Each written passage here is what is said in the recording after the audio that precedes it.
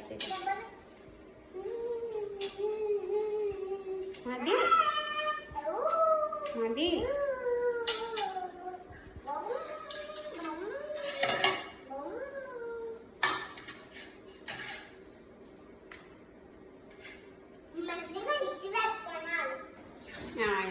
വെച്ചോണ്ട്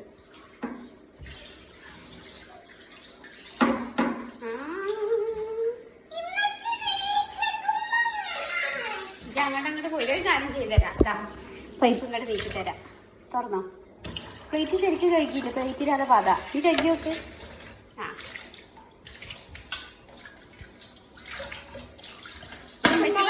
ഇത് okay. Plate clean ആയി.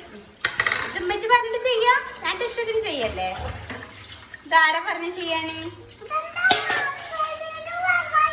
അത് ഞാൻ പറഞ്ഞോണ്ട്.